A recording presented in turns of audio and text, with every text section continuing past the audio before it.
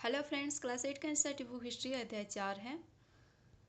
British अफसरों को गोंड और संथाल जैसे कर रहने वाले आदिवासी समूह शिकारी, संग्राहक या घुमंतू खेती करने वालों के मुकाबले ज़्यादा सभ्य दिखाई देते थे। तो क्या है फ्रेंड्स, जो ब्रिटिश अफसर हैं गोंड और संथाल जैसे एक जगह ठहरकर रहने वाले जो आदिवासी समूह होते थे, शिकारी, संग्राहक या घुमंतू खेती करने वालों के मुकाबले क्या होते थे, ज़्यादा सभ्य दिखाई देते थे।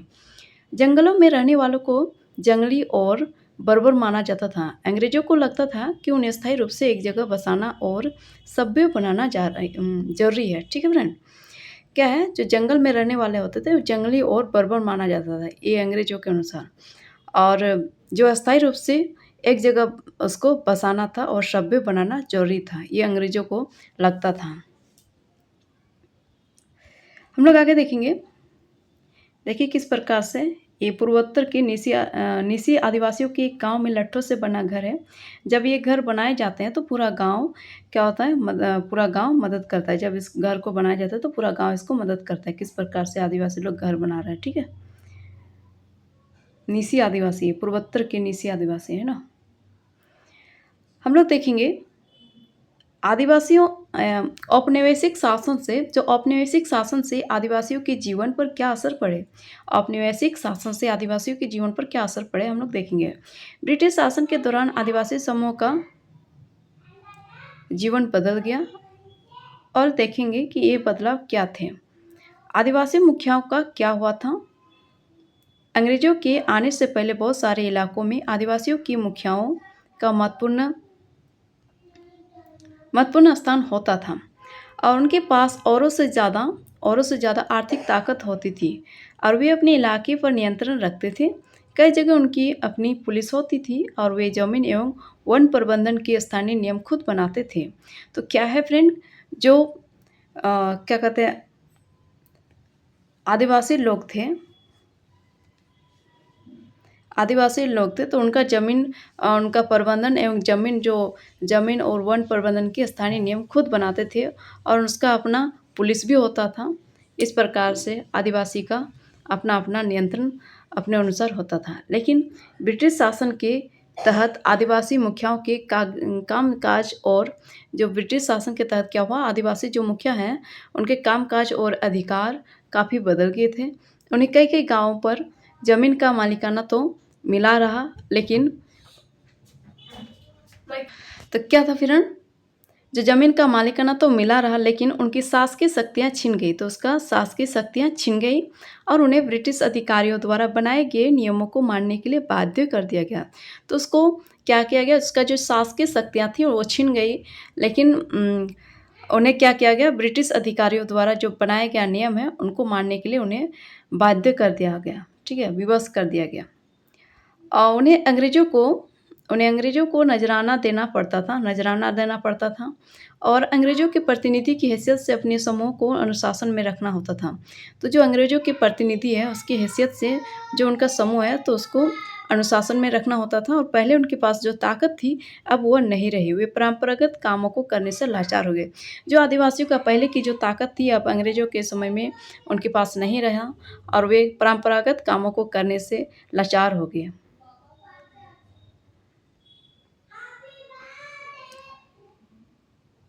अब हम लोग आगे देखेंगे फ्रेंड कि घुमंतू काश्तकारों का क्या हुआ। ऐसे समूह से अंग्रेजों को काफ़ी परेशानी थी, जो यहाँ वहाँ भटकते रहते थे। ऐसे समूह से अंग्रेजों को काफ़ी परेशानी थी और जो यहाँ इधर उधर भटकते रहते थे और एक जगह ठहर नहीं रहते थे। वे चाहते थे कि आदिवासियों के समूह एक जगह स्थायी रूप से रहे और खेती करे। स्थायी रूप से एक जगह रहने वाले किसानों को नियंत्रित करना आसान था। अंग्रेज अपने शासन के लिए आमदनी का नियमित स्रोत भी चाहते थे। अंग्रेज अपने शासन के लिए आमदनी का नियमित स्रोत भी चाहते थे। फलस्वरूप उन्हें जमीन के बारे में कुछ नियम लागू कर दिए। उन्होंने जमीन को मापकर प्रत्येक व्यक्ति का हिस्सा तय कर दिया। उन्होंने यह भी तय कर दिया कि किसे कितना लगान देना होगा। तो देखिए फ्रेंड, जो जमींदार हैं उसको जमींदार के जमीन को माप कर प्रत्येक व्यक्ति का हिस्सा तय कर दिया अंग्रेजों ने। फिर यह भी तय कर दिया कि किसे कितना टैक्स देना होगा और कुछ किसानों को भूस्वामी और दूसरे को पट्टेदार घोषित किया गया। तो कुछ किसानों को क्या किया, भूस्वामी और दूसरे को पट्टेदार घोषित किया गया। जैसा कि आप देख चुके हैं अध्याय 2 में, हम लोग देख चुके हैं अध्याय 2 में। पट्टेदार अपने भूस्वामियों का भाड़ा चुकाते थे। जो पट्टेदार होते थे ना, वो अपने भूस्वामियों का भाड़ा चुकाते थे और भूस्वामी सरकार को लगान देते थे। जो भूस्वामी होते थे वो सरकार को लगान देते थे, टैक्स देते थे। देखिए किस प्रकार से एक जगह एक गुजरात के एक जंगल में खेती करती भील लोग हैं, भील औरतें हैं। घुमंतू खेती गुजरात के बहुत सारे वन क्षेत्रों में भी अभी भी जारी है। आप देख सकते हैं कि यहाँ पेड़ों को काट दिया गया और खेती के लिए ज़मीन क्या कर दी गई, साफ कर दी गई। किस प्रकार से पेड़ों को काटा गया है और फिर से यहाँ पर खेती किया जा रहा है, देखिए। ठीक है,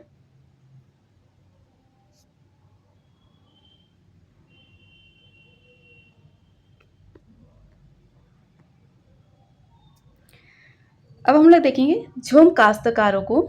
जो झूम काश्तकार हैं, अस्थायी रूप से बसाने की अंग्रेजों की कोशिश बहुत कामयाब नहीं रही।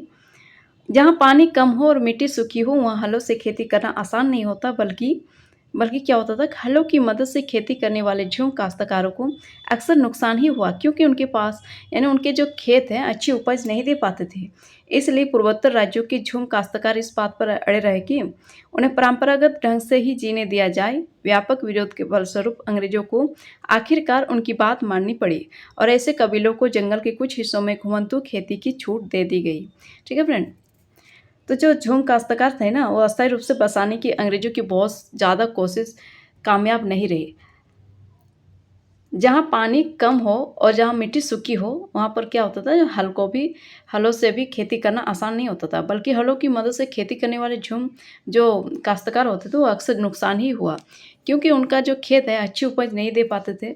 और इसलिए क्या हुआ, पूर्वोत्तर राज्यों के जो झूम काश्तकार हैं इस बात पर अड़े रहे कि उन्हें जो परंपरागत ढंग से ही जीने दिया जाए। और व्यापक विरोध के फलस्वरूप अंग्रेजों को बहुत ज़्यादा विरोध के फलस्वरूप अंग्रेजों को आखिरकार उनकी बात माननी पड़ी और ऐसे कबीलों को जंगल के कुछ हिस्सों में ऐसे कबीलों को क्या हुआ, अंग्रेजों को छोड़ना पड़ा, घुमंतू खेती के लिए छोड़ना पड़ा, यानी छूट दे दी गई। वन कानून देखिए फ्रेंड, ये चित्र में दिया हुआ है आदिवासी क्या है, आंध्र प्रदेश में जो है ना, आंध्र प्रदेश में ये धान के खेत में काम करते आदिवासी हैं। समतल मैदानों और जंगलों में धान की खेती के बीच फर्क को देखना है, किस प्रकार से जंगल में खेती किया जाता है और किस प्रकार से समतल जगह पर खेती किया जाता है, इसमें क्या क्या फ़र्क है आप लोग बता सकते हैं। देखिए आंध्र प्रदेश में धान के खेत में काम करते आदिवासी हैं। अब हम लोग देखेंगे वन कानून और उनके प्रभाव। वन कानून और उनके प्रभाव, वन कानून और उनके प्रभाव। जैसा कि आपने देखा है, आदिवासी समूह का जीवन जंगलों से जुड़ा हुआ था। अतः वन कानूनों में आए बदलावों से आदिवासियों के जीवन पर भी क्या हुआ, भारी असर पड़ा। और अंग्रेजों ने सारे जंगलों पर अपना नियंत्रण स्थापित कर लिया था और जंगलों को राज्य की संपत्ति घोषित कर दिया था। कुछ जंगलों को आरक्षित वन घोषित कर दिया गया। ये ऐसे जंगल थे जहां अंग्रेजों की ज़रूरतों के लिए इमारतें लकड़ी पैदा होती थी और इन जंगलों में लोगों को स्वतंत्र रूप से घूमने, झूम खेती करने, फल इकट्ठा करने या पशुओं का शिकार करने की इजाज़त नहीं थी। ऐसी सूरत में झूम काश्तकार किस तरह जिंदा रह सकते थे, इसलिए उनमें से बहुतों को काम और रोजगार की तलाश में मजबूरन दूसरे इलाकों में जाना पड़ता था। तो क्या है फ्रेंड, जो अंग्रेज है ना, सारे जंगलों पर अपना नियंत्रण स्थापित कर लिया था और जो जंगल है, जंगलों को राज्य की संपत्ति घोषित कर दिया था। वो जंगल को क्या करते थे, राज्य की संपत्ति घोषित कर दिया था। और जो कुछ जंगल है, आरक्षित वन घोषित कर दिया गया। और ये ऐसे जंगल थे जहाँ अंग्रेजों की ज़रूरत के लिए इमारतें लकड़ी पैदा होती थी और इन जंगलों में लोगों को स्वतंत्र रूप से घूमने, झूम खेती करने, फल इकट्ठा करने या पशुओं का शिकार करने की इजाज़त नहीं थी। जिस जंगल पर आरक्षित था ना, उस जंगल पर क्या था, आदिवासी लोगों को यानी स्वतंत्र रूप से, वो आज़ादी रूप से फ्रीडम तरीके से घूम नहीं सकते थे। झूम खेती करने वाले जो लोग थे फल इकट्ठा करने वाले जो लोग थे, पशुओं का जो शिकार करने वाले थे, इन लोगों को इजाज़त नहीं थी। ऐसे सूरत में भला झूम काश्तकार किस तरह ज़िंदा रह सकते थे? इसलिए उनमें से बहुतों को काम की तलाश में, रोज़गार की तलाश में मजबूरन दूसरे इलाकों में जाना पड़ा। देखिए फ्रेंड, ये स्लीपर है क्या? लकड़ी के क्षैतिज तख्ते, जो लकड़ी के क्षैतिज तख्ते होता है ना, जिन पर रेल की पटरियाँ बिछाई जाती है, जैसे इस तरह स्लीपर होता है ना, रेल की पटरियाँ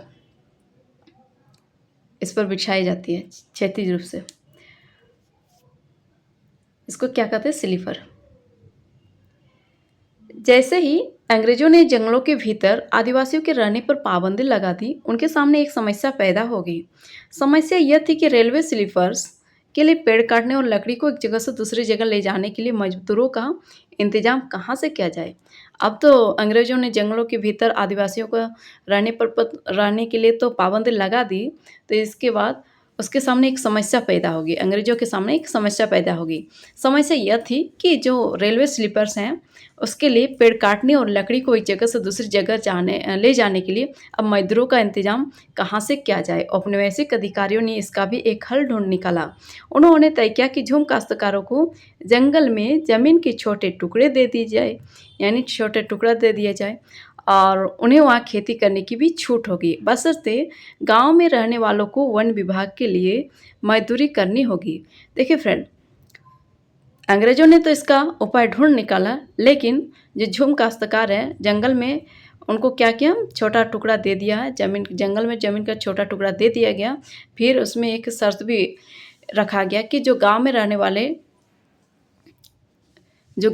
वालों को क्या हो गया? विभाग के लिए मजदूरी करनी होगी। जो गांव में रहने वाले लोग थे, उनको विभाग के लिए मजदूरी का काम भी करना होगा और जंगलों की देखभाल करनी होगी। इस तरह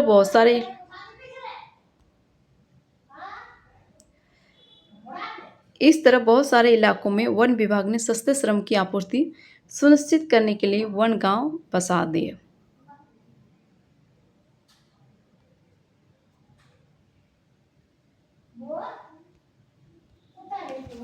कि ये लोग अंग्रेजों की इस देश में, अब देखेंगे अंग्रेजों के इस देश में जीना कितना कठिन है। 1930 के दशक में वेरियर एल्विन ने मध्य भारत में रहने वाले बैगा आदिवासियों के इलाकों का दौरा किया था, और एल्विन इन लोगों के रीति रिवाज, उनकी कला और लोक संस्कृति को जानना चाहते थे।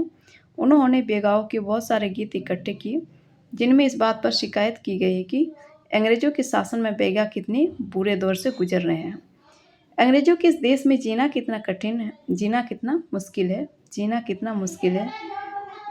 जमींदार बैठा है गांव में, दरवाजे में कोतवाल, बगीचों में पटवारी, खेतों में सरकार। अंग्रेजों के इस देश में जीना कितना मुश्किल है।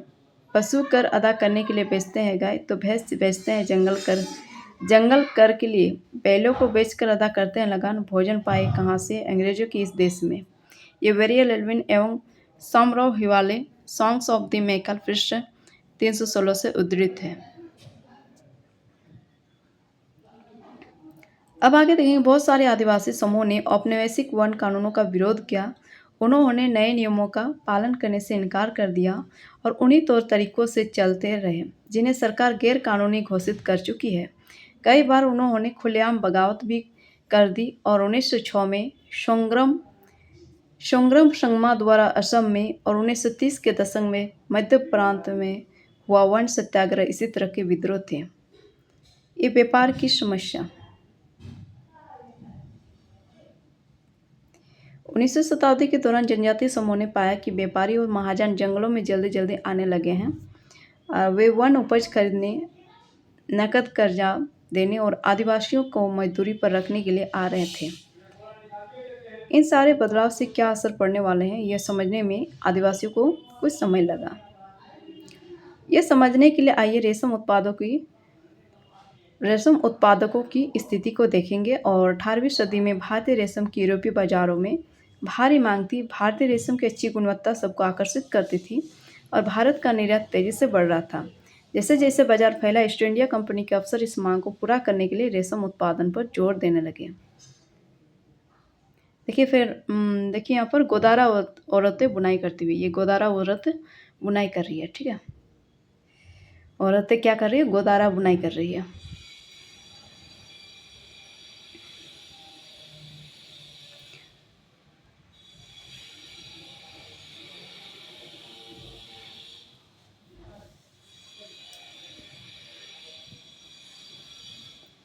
और भारत का क्या हुआ फ्रेंड, निर्यात तेजी से बढ़ा था। जैसे जैसे क्या हुआ, बाजार जो फैला, ईस्ट इंडिया कंपनी के अफसर इस मांग को पूरा करने के लिए रेशम उत्पादन पर जोर देने लगे। वर्तमान झारखंड में स्थित हजारीबाग के आसपास रहने वाले संथाल रेशम के कीड़े पालते थे। रेशम के व्यापारी अपने एजेंटों को भेजकर आदिवासियों को कर्जे देते थे और उनके जो कृमि कोषों को इकट्ठा कर लेते थे। 1000 कृमि कोषों के लिए क्या होता था, 3-4 रुपये मिलते थे। इसके बाद इन कृमि कोषों को वर्धमान या गया भेज दिया जाता था, जहां उन्हें 5 गुना कीमत पर बेचा जाता था। निर्यातकों और रेशम उत्पादकों के बीच कड़ी का काम करने वाले बिचौलियों को जमकर मुनाफा होता था। जो निर्यातक होता है और जो रेशम उत्पादक होता है, इन दोनों के बीच में जो बिचौलिए होते थे उनको बहुत ज़्यादा मुनाफा होता था। रेशम उत्पादकों को बहुत मामूली फ़ायदा होता था। और स्वाभाविक है कि बहुत सारे आदिवासी समुदाय बाजार और व्यापारियों को अपना सबसे बड़ा दुश्मन मानने लगे थे। काफ़ी ज़्यादा मेहनत करने के बाद अगर लाभ न मिले तो ये स्वाभाविक ही बन जाता है कि बाजार और जो व्यापारी हैं वो मेहनत करने वाले मजदूरों के लिए दुश्मन ही बन जाता है। देखिए यहाँ पर एक चटाई बुनती हुई क्या है, एक हजांग औरत है। औरतों के लिए घरेलू काम सिर्फ घर तक ही सीमित नहीं था, वे खेतों और कारखानों में भी अपने बच्चों को साथ लेकर जाती थी। किस प्रकार से अपने बच्चों को साथ में लिए हुए काम करे, देखिए यहाँ पर।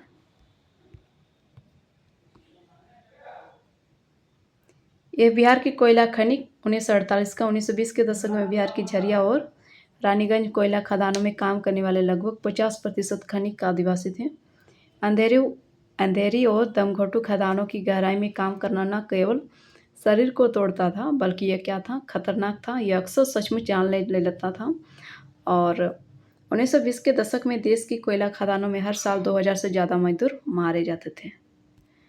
1920 के दशक में 2000 से भी ज़्यादा मजदूर मारे जाते थे। अब देखें काम की तलाश में घर से दूर जाने वाले आदिवासियों की दशा तो और भी खराब थी। 19वीं सदी के आखिर से ही चाय बागान फैलने लगे थे। खनन उद्योग भी एक महत्वपूर्ण उद्योग बन गया था। असम के चाय बागानों और झारखंड की कोयला खदानों में काम करने के लिए आदिवासियों को बड़ी संख्या में भर्ती किया गया और इन लोगों को ठेकेदारों के द्वारा भर्ती किया जाता था। और ये ठेकेदार न केवल उन्हें बहुत कम वेतन देते थे, बल्कि उन्हें वापस घर भी लौटने नहीं देते थे। अब नज़दीक से देखने पर 19वीं और 20वीं शताब्दी के दौरान देश के विभिन्न भागों में क्या हुआ, जनजातीय समूह ने बदलते कानूनों, अपने व्यवहार पर लगी पाबंदियों, नए करों और व्यापारियों व महाजनों द्वारा किए जा रहे शोषण के खिलाफ कई बार बगावत की। 1831 से 32 में कोल आदिवासियों ने, 1855 में संथालों ने बगावत कर दी थी। और मध्य भारत में बस्तर विद्रोह 1910 में हुआ। 1940 में महाराष्ट्र में वर्ली विद्रोह हुआ। क्या हुआ फ्रेंड, मध्य भारत में बस्तर विद्रोह हुआ 1910 में, 1940 महाराष्ट्र में वर्ली में हुआ। अब बिरसा जिस आंदोलन का नेतृत्व कर रहे थे वो भी इसी तरह का विद्रोह था।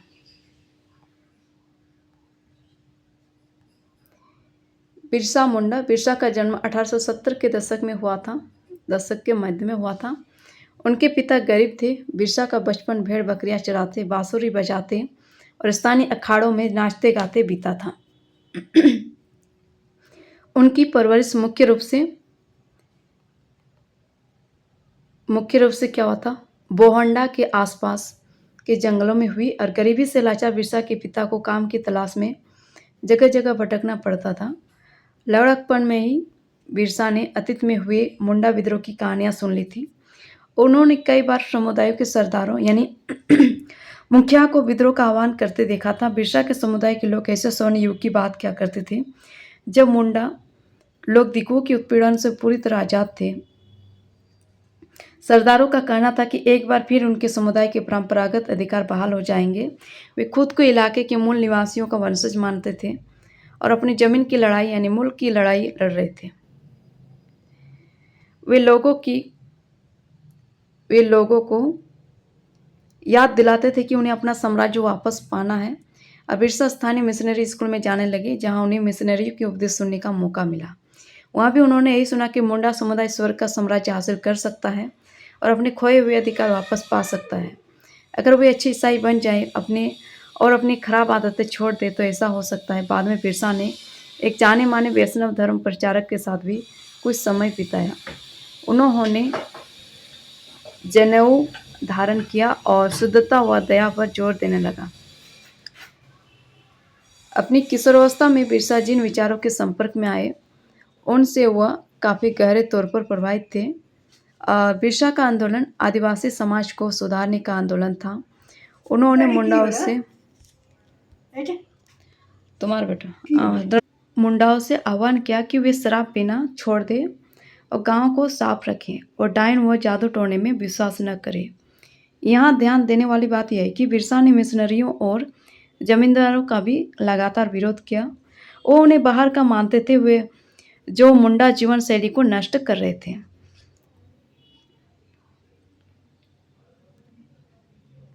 देखेंगे इधर में कुछ है। लहू लुहान मेरे कंधे, मुंडा आदिवासियों के गीतों में उनके कष्ट झलकते हैं। हाय कोयलों की बेल की तरह मैं, लहू लुहान मेरे कंधे, जमींदार के दूध दिन और रात करते हैं मुझे परेशान, बड़बड़ाता हूँ मैं यही दिन और रात। हाय यही मेरी हालत, नहीं है मेरा कोई ठिकाना, नहीं है मेरी कोई खुशियाँ। के Singh Birsa Munda and his movement president के बीच से लिया गया है।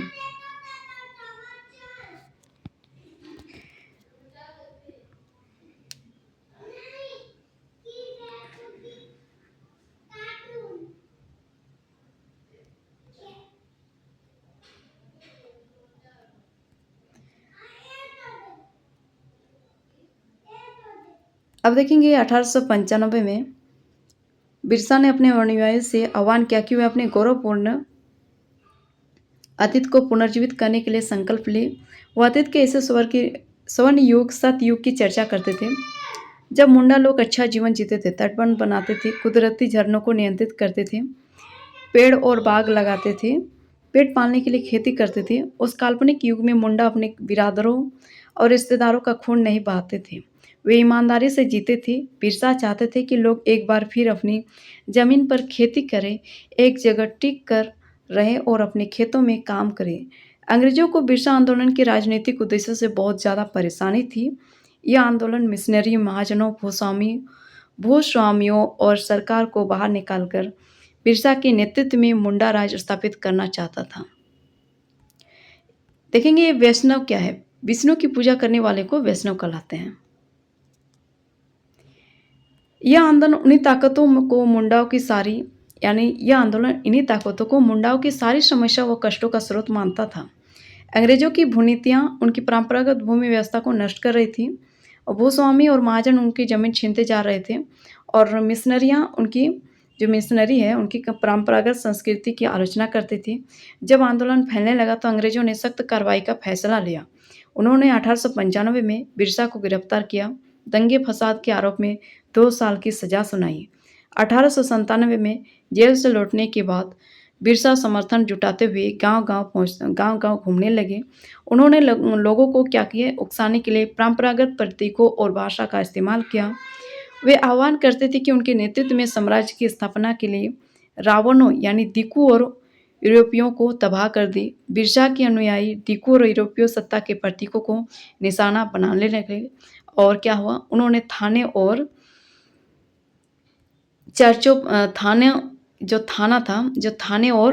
चर्चों पर हमले किए और महाजनों व जमींदारों की संपत्तियों पर धावा बोल दिया। सफ़ेद झंडा बिरसा राज का प्रतीक था। क्या था फ्रेंड? सफ़ेद झंडा बिरसा राज का प्रतीक था। सन 1900 में बिरसा की हैजे से क्या हो गया, मृत्यु हो गई और आंदोलन ठंडा पड़ गया। यह आंदोलन 2 मायनों में महत्वपूर्ण था। पहला क्या था, इसने औपनिवेशिक सरकार को ऐसे कानून लागू करने के लिए मजबूर किया जिनके जरिए दिकू लोग आदिवासियों की ज़मीन पर आसानी से कब्जा न कर सकें। और दूसरा, इसने एक बार फिर जता दिया कि अन्याय का विरोध करने और औपनिवेशिक शासन के विरुद्ध अपनी गुस्से को व्यक्त करने में आदिवासी सक्षम हैं। उन्होंने अपने खास अंदाज में अपनी खासी रस्मों और संघर्ष के प्रतीकों के जरिए इस काम को अंजाम दिया।